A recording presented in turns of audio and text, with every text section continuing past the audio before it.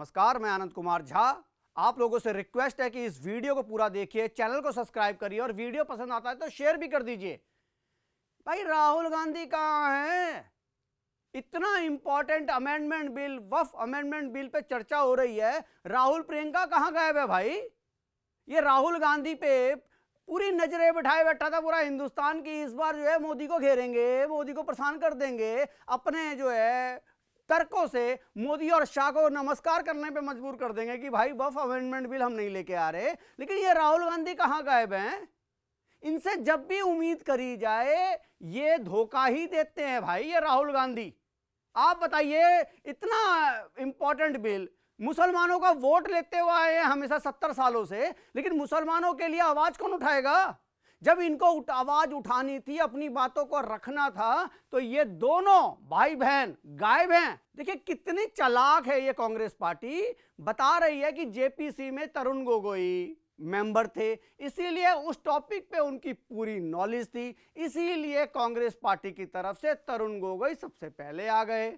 ये मान रहे हो ना कांग्रेस पार्टी वाले कि तुम्हारा जो है पप्पू जो है नकली है, इसको किसी टॉपिक की नॉलेज नहीं है। ये हमेशा ही आप लोगों को, हमेशा ही जब भी टाइम आता है ये मुसलमानों को धोखा देता है। और ये राहुल गांधी क्रिश्चियनों को जो है ना नाराज नहीं करना चाहता। ये भाई बहन जो वायनाड से आते हैं ना, ये वायनाड वालों ने, केरल वालों ने ये साफ साफ कांग्रेस पार्टी को बोला है कि वक्फ अमेंडमेंट बिल पे आप कांग्रेस पार्टी के बड़े बड़े जो लीडर हैं वो चुप्पी साध लें। और उन्हीं की वजह से ये राहुल गांधी चुप्पी साधे बैठे हैं और राहुल गांधी के मुंह से एक शब्द नहीं निकल रहा। मतलब ये पार्टी, ये वोट लिए जब कांग्रेस मुसलमानों का, तो तुम लोग कहां गए वो भाई? फिर ये बोला जाता है कि विपक्ष को कमजोर करने की साजिश रची जा रही है। अरे विपक्ष को मजबूत क्या या अमित शाह और मोदी करेंगे क्या?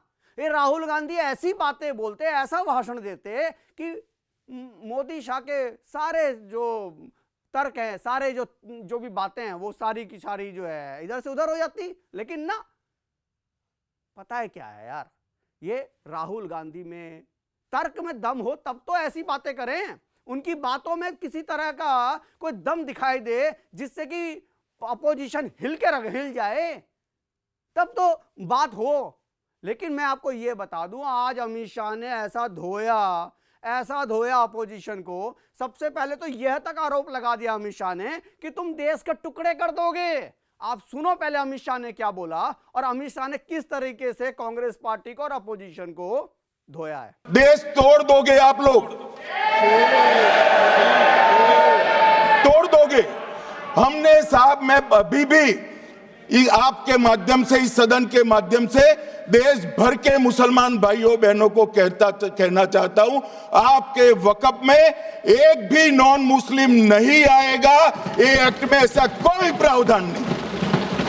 अमित शाह ने तो यहां तक चेतावनी दे दी है कि जो ये सोच रहे हैं कि इस बिल पास होने के बाद हम रोडों पे निकलेंगे और रोड पे हम हल्ला गुल्ला करेंगे, प्रोटेस्ट करेंगे और फिर से शाहीन बाग बनाने की जो साजिश अमित शाह के कानों पे गई है, इस पे इन्होंने क्या जवाब दिया अमित शाह ने, ये भी सुनने की बात है। एक सदस्य ने कह दिया माइनॉरिटी इस कानून को स्वीकार नहीं करेगी।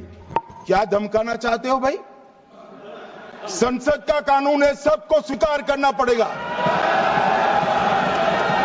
स्वीकार नहीं करेंगे मतलब क्या है? कैसे बोल सकते हैं कोई? आज लोकसभा में वक्फ अमेंडमेंट बिल पे चर्चा चल रही है और इस पे 8 घंटे का टाइम निर्धारित किया गया था, लेकिन अब इसको बढ़ा के 2 घंटे और बढ़ा दिया गया है, यानी कि 10 घंटे इस पे चर्चा होगी। विपक्ष ने बोला जी इसे 12 घंटे कराओ, 12 घंटे। लेकिन 12 घंटे बोलने के लिए इनके पास, विपक्ष के पास कोई बात हो तब तो ये 12 घंटे बोलें। अखिलेश यादव से जब पूछा गया, अखिलेश यादव तो कहानियां भैया उत्तर प्रदेश की बता रहे हैं कि 30 मर गए, 40 मर गए, कुंभ में ये हो गया, वो हो गया। अरे वक्फ अमेंडमेंट बिल पे तो अखिलेश यादव ने एक नहीं बोला, लेकिन अमित शाह ने ऐसा अखिलेश यादव को धोया। अखिलेश यादव के लिए तो अमित शाह ने अनाउंस कर दिया कि जाओ, तुम्हारी 25 साल तक तुम अध्यक्ष बने रहो समाजवादी पार्टी के। हमें माननीय अध्यक्ष जी, करोड़ों सदस्यों में से 12-13 करोड़ सदस्य प्रक्रिया कर चुनना है तो देर लगती है। आपके यहाँ जरा भी देर नहीं लगेगी। मैं कह देता हूं अभी 25 साल तक आप अध्यक्ष हो जाओ। नहीं बदल सकता। लेकिन फिर से देखिए, एक चीज आप इस बात को समझिए कि ये कांग्रेस पार्टी विपक्ष में बैठने लायक नहीं है। आप जहां पे आपको आवाज उठानी चाहिए, अगर आपको लगता है कि इस बिल में मुसलमानों के साथ धोखा हो रहा है, तो इसकी आवाज कौन उठाएगा? सिर्फ मुसलमानों का वोट लेने के लिए आते हो तुम लोग। जहां पे तुम्हें आवाज उठानी थी वक्फ amendment bill pay, Congress party, Samajwadi party और ये भी अपोजिशन जितने भी हैं, यहां पे इनकी बातें जो आप सुनेंगे तो आपको लगेगा कि ये वक्फ को छोड़ के बाकी सभी चीजों पे बात कर रहे हैं भाई। ये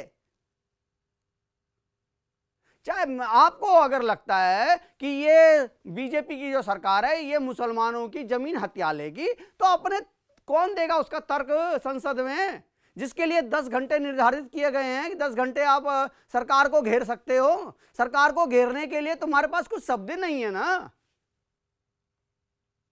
मैं फिर से बोलूंगा, एक बात ये बोलूंगा कि राहुल गांधी पे विश्वास जब ने भी किया है उसने धोखा ही खाया है। और राहुल गांधी प्रियंका गांधी को तो मुझे लगता है बोलने नहीं दिया जा रहा। प्रियंका गांधी एक बार जरूर बोली थी संसद में, लेकिन उसके बाद उनको चुप करा दिया गया।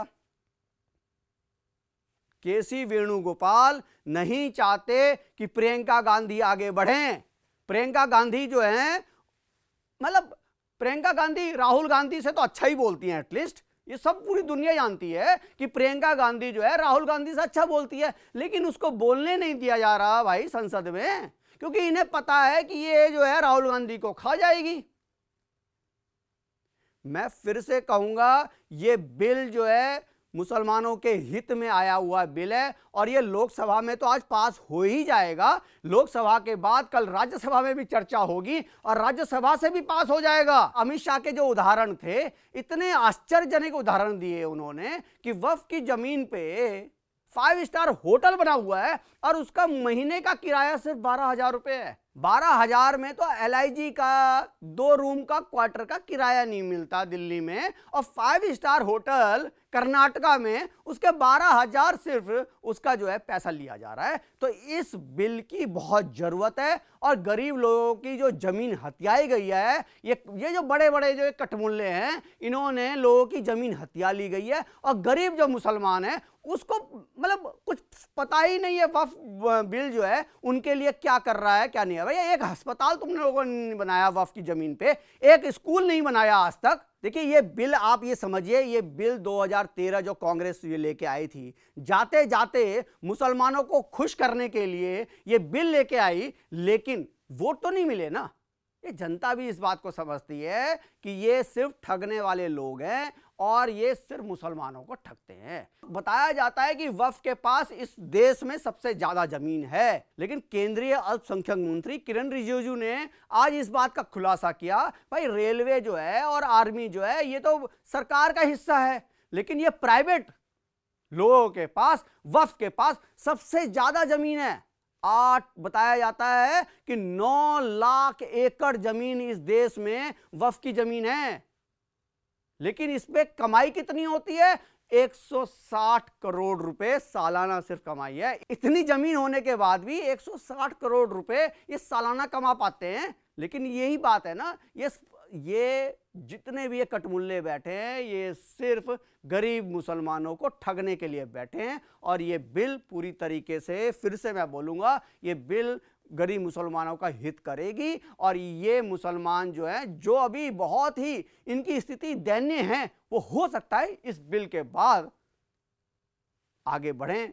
ऐसा नहीं हो सकता कि कोई आदमी दुबई में काम करने गया, अमेरिका में काम करने गया, आने के बाद पता चला कि ये जमीन तो वक्फ के नाम हो गई, भाई उसकी खुद की जमीन वक्फ के नाम हो गई। इस तरह से इन्होंने गरीब मुसलमानों को ठगा है। तो इसको पूरी तरीके से अंकुश लगाने के लिए ये बिल आया है और ये बिल लोकसभा में पास हो गया है। लेकिन रोज लोकसभा के बाद राज्यसभा में भी ये कल इस पर डिबेट होगी और चर्चा होगी और उसके बाद भी राज्यसभा में भी पास हो जाएगा और ये फिर जो है राष्ट्रपति के पास जाएंगे और राष्ट्रपति जी जब साइन कर देंगी तो ये बिल पूरी तरीके से इंप्लीमेंट होगा। आप लोगों को क्या कहना है ये वक्फ अमेंडमेंट बिल के बारे में? आप लोगों की जो भी राय है प्लीज बिना गाली दिए आप अपनी मैसेज कर सकते हैं। बहुत बहुत धन्यवाद आपका।